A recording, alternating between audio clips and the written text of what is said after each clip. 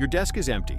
It's 9 in the morning, and your desk is physically empty, but it has never felt more crowded. Every time you inhale, your brain registers a near miss. Someone stepping into your peripheral vision, a chair scraping 3 rows over, the low-frequency hum of a dozen conversations that you are not part of but cannot ignore. This is the open office, and if you've ever felt exhausted by 11 a.m. for no clear reason, you have already experienced the first evidence layer of a trap that environmental psychologists have been documenting for 50 years. The trap is not distraction. Distraction is only the visible symptom. The trap is something called cognitive load cascade, a term you're about to understand in a way that changes how you see your own workspace forever. Here's the official story. The open plan was supposed to increase collaboration, creativity, and chance encounters. It was a gift from architects in the 1960s, a radical break from the hierarchical cubicle farm. The belief was that removing walls would remove barriers between people, that proximity would spark ideas, that the buzzing hubbub of shared space would energize rather than drain. But consider this. The moment you sit down in that open hall, your brain does something you never gave it permission to do. It begins a constant, invisible patrol. Environmental psychologists call this hypervigilance, a state of low-grade alert that your nervous system never fully turns off. It's the same mechanism your ancestors used to scan the savannah for predators. Except now the predators are colleagues carrying coffee, a manager walking past your monitor, the sound of a phone ringing 2 desks away. Your brain treats every approaching figure as a potential territorial intrusion. It processes the footsteps, the scent, the body language, the trajectory. It decides in milliseconds whether the person will stop at your desk or pass through your peripheral zone, and it does this hundreds of times per day without your conscious awareness. The problem is not that you get distracted. The problem is that your brain spends so much energy scanning for distractions that it has nothing left for the actual work. That hypervigilance you just learned to name, that constant, invisible patrol, is not a personal failing. It is a documented biological response to an environment that was never designed for your brain. And if you want to keep uncovering evidence like this, evidence that gives you the language to describe what you have been experiencing for years, subscribe to this channel. Because the next piece of data is the one that reveals the system's actual purpose, and you will not want to miss it. But I want to hear from you first. In the comments, type the word hypervigilance if you have felt it in your own body. If you have ever been in that hall and caught yourself scanning without knowing why. Here is the contradiction. The open office was designed to increase collaboration. Yet a 2018 study, published in the Journal of Environmental Psychology, found that workers in open plans experienced a 19% drop in face-to-face collaboration compared to those in cubicles. Why? Because when everyone can hear everyone, people stop speaking. They avoid conversations that might be overheard. They become hyper-aware of social surveillance. They don't collaborate better, they collaborate less, and they collaborate more cautiously. The architecture of exposure changes the content of communication. A private conversation becomes a public performance. And so you learn to stay quiet. This is the part where the data stops being abstract and starts naming your exact 3 p.m. experience. Your cortisol didn't spike because you were stressed. It spiked because your brain treated every passing figure as a territorial intrusion. The drop in focus you feel after lunch is not a crash. It is your nervous system exhausting itself managing spatial threats that you never consciously registered. Now hold on, because this is where it gets worse. You might think that the solution is better headphones, a more strategic desk position, or simply trying harder to concentrate. But these individual fixes ignore the second layer of the trap, one that nobody talks about, one that most people never see. In 1968, the Herman Miller Furniture Company published a series of internal memos detailing their vision for what they called Action Office. The original pitch was not about worker comfort. It was about flexibility for management. The walls could be rearranged quickly to reallocate space based on headcount changes, not on human need. The cubicle system was never designed to protect focus. It was designed to make layout changes cheaper. Fast forward 50 years, and the same logic applies to the open office. When you remove walls, you increase density per square foot, a real estate cost reduction.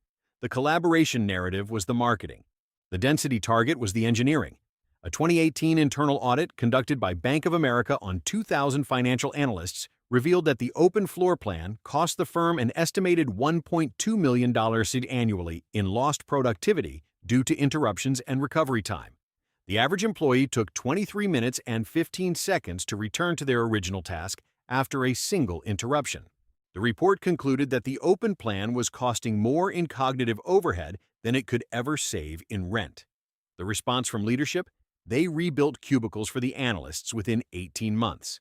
Now ask yourself this. If your company has not done the same, what is the reason?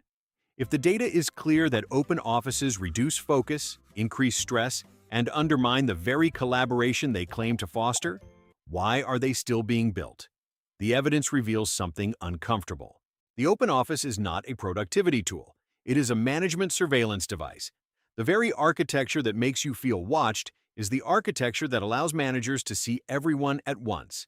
Presence becomes performance. Visibility becomes accountability. The design is not for your brain. It is for the gaze of someone who wants to know if you are at your desk. Environmental psychologists call this behavioral sync, a term borrowed from ethology to describe a condition in which animals in crowded spaces exhibit increased aggression, reduced social interaction, and a collapse of normal territorial behavior. The term was first used for a colony of rats in a 1962 experiment by John B. Calhoun at the National Institute of Mental Health. Calhoun created a utopian environment for the rats: unlimited food, water, shelter. But when population density exceeded a threshold, the rats began to withdraw. They stopped mating. They stopped exploring. They became what Calhoun called the beautiful ones, animals that spent all their time in the center of the enclosure, not touching anything, not interacting, just existing. The parallel to the open office is not metaphorical. It is structural. When your brain is forced to remain in constant hypervigilance for 8 hours straight, it does not choose to collaborate more. It withdraws. It stops reaching out. It narrows its focus to the immediate task and resists any interaction that might break the fragile state of concentration. This is the hidden cost that never appears on a spreadsheet. The meetings you avoid. The ideas you never mention because you don't want to be overheard. The creative connection that never forms because the environment suppresses the very curiosity it claims to nurture. Now here is the part that changes everything. The open office is not a failure of design. It is a success of the design's actual purpose. The original architectural vision was never about you. It was about control. Research from the Journal of Environmental Psychology in 2019 showed that workers in open plans reported significantly higher levels of emotional exhaustion and depersonalization, the classic markers of burnout, compared to workers in enclosed spaces. The study, led by Dr. Julia Rackley at the University of Exeter, followed 1,200 employees across 24 companies. The result was unambiguous. Every additional person visible from a worker's desk increased their odds of reporting high burnout by 17%, 17% per person. If you share your floor with 30 people, your odds of burnout are not additive.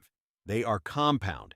Your nervous system is processing 30 sets of arrival and departure, 30 sets of potential threat, 30 sets of social evaluation every single hour. The math does not work out. This is where the data stops being abstract. This is where it becomes your Tuesday at 2:47 p.m., when you realize you have read the same sentence 4 times because someone 3 desks away is eating an apple. But here is the hidden truth that the architecture hides. You were never the problem. The system was designed to produce this outcome. In 1973, the philosopher Ivan Illich wrote a book called Tools for Conviviality. In it, he argued that modern institutions often create tools that do the opposite of their stated purpose. Schools that teach compliance instead of thinking, medicine that creates dependency instead of health, and now offices that destroy focus instead of enabling work. The open office is a tool designed not for conviviality, but for control. It is not a mistake, it is a feature. You've seen the first layer of the trap, but most people stop here and think they've understood the whole thing. They haven't. Stay with me, because the next piece of evidence is the one your boss never wants you to hear. The term behavioral sync exists in the literature. The researchers documented it years ago, and now you know it applies to every open floor you have ever walked through. If this forensic framework, this ability to name what the system is doing to you, feels valuable, then do not let the algorithm bury it. Subscribe to become part of this investigation, because the next chapter is not just about damage. It is about what comes after damage and how to build a workspace that your brain was actually designed for. But right now, I need your testimony. In the comments, write the word withdraw if you have ever caught yourself pulling back, staying quiet, becoming one of the beautiful ones in an open hall. In 1967, the furniture company Herman Miller partnered with the architect Robert Propst to create a system called the Action Office. Propst was a design professor at the University of Michigan. His original goal was to create a workspace that gave individual workers control over their environment. Adjustable surfaces, visual barriers, the ability to temporarily create a closed space within an open floor. The prototype was launched at the 1967 International Design Conference in Aspen. It won awards. It was celebrated as a breakthrough, but the product that actually sold was not the Action Office. It was an adaptation called the Action Office 2, a system that swapped Propst's flexible walls for rigid, low-height panels. The new version was cheaper to manufacture, easier to install, and allowed managers to pack more workers into less space. Propst later admitted in an interview that he felt betrayed. His design had been turned into something he never intended. That is how the cubicle was born. And 20 years later, the open office was born the same way, not from evidence about human cognition, but from a spreadsheet attached to a real estate metric. Now hold on again, because this is not a story about the 1970s. This is a story about your next meeting. Consider the following. In 2023, JP Morgan Chase announced a company-wide mandate requiring all employees to return to the office 5 days a week. The official reasoning was that in-person collaboration would generate better ideas and strengthen culture.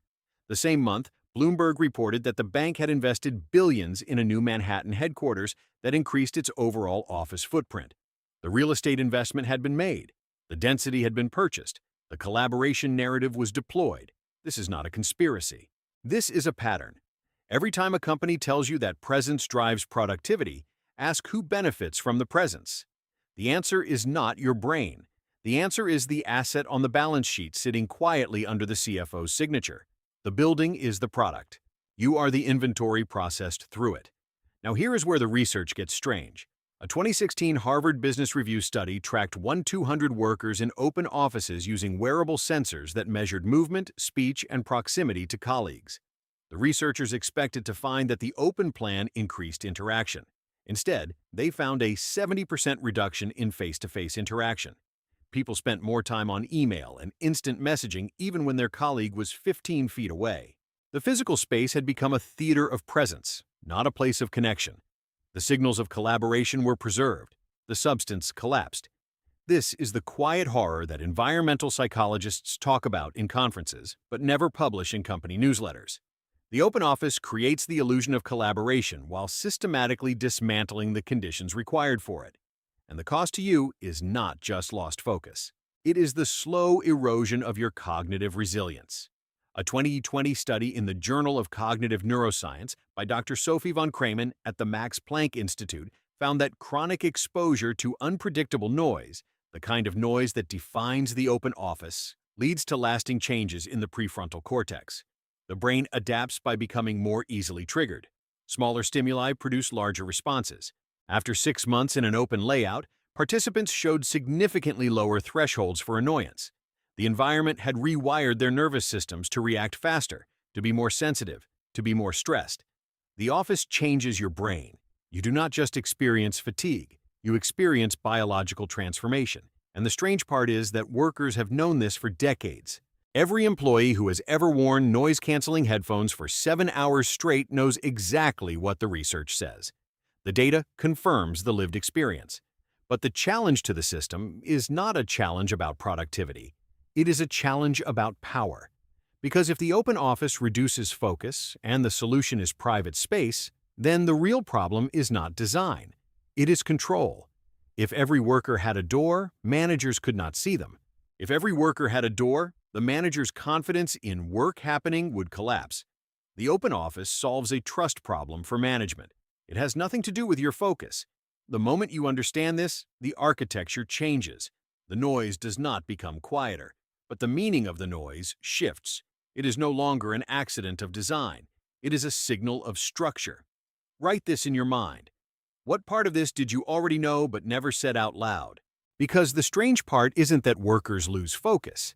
The strange part is that environmental psychologists have been measuring this for decades while companies continue building the same layouts. The evidence exists. The question is whether anyone in power wants to act on it. The answer is no, because the open office is not a mistake. It is a design for something else. Let me name it exactly. The open office is a behavioral control system dressed in Scandinavian furniture. The low walls are not for your privacy. They are to prevent you from shielding yourself. The strategic placement of the kitchen is not for your coffee. It is to force encounters that managers can observe. The height of the monitor is not for your neck. It is to ensure that the manager 3 rows back can see your screen. Every inch of the environment was calibrated. Not for you. For the person watching you. This is the third and deepest layer of the trap. The system is not failing. It is succeeding at its actual function. Its function is not productivity. Its function is compliance. Its function is visibility. Its function is to ensure that when someone asks, "Where are your people right now?" the answer is, "I can see them." And if you feel a cold recognition settling in your chest right now, that is your biology confirming what your cognition already processed. You have been sitting in this environment believing you were failing at focus, when in fact you were succeeding at survival under conditions not designed for your brain. Here is the final piece, the last evidence anchor. In 2021, a team of researchers at the University of Cambridge published a longitudinal study of 1,800 workers who transitioned from open-plan offices to fully remote work during the pandemic. The results were striking. After 6 months of remote work, participants reported a 32% increase in deep work, a 28% decline in perceived stress, and a 19% increase in self-reported creativity. The same workers, the same tasks, the same companies. The only variable was the removal of the open environment. The productivity gain did not come from fewer meetings. It came from the elimination of territorial hypervigilance. The brain finally stopped scanning. It relaxed into the task. This suggests something uncomfortable for the future of work. If the open office is so damaging, why do companies keep bringing people back? The answer is that the open office was never about productivity. If it were, the data would have killed it decades ago. It stays because it serves a different function entirely. The function is control. And if you walk into your office next Monday and look at that space with new eyes, the fluorescent lights will not seem accidental. The arrangement of desks will not seem incidental. The lack of walls will not seem friendly. You will see it for what it is, an apparatus. But this is just the surface. What comes next changes everything. The same environmental psychologists who documented the damage are now documenting the solution. The work patterns that protect your nervous system are not about where you sit. They are about who designs the space and for whom. The next chapter is about the territorial cortex, the part of your brain that decides where you belong, and how office design has systematically stripped it from you. You just sat through the autopsy of a system engineered to fracture your attention. The data is here. The architecture is exposed, but none of it matters if the algorithm buries this evidence before it reaches the people who need to hear it. Subscribe now so you do not miss the next chapter, the one that shows you what happens when you reclaim the territorial cortex the system tried to strip from you. And before you go, I need one final confirmation from you. In the comments, write the word apparatus, because that is what you are now able to see. The rest is waiting.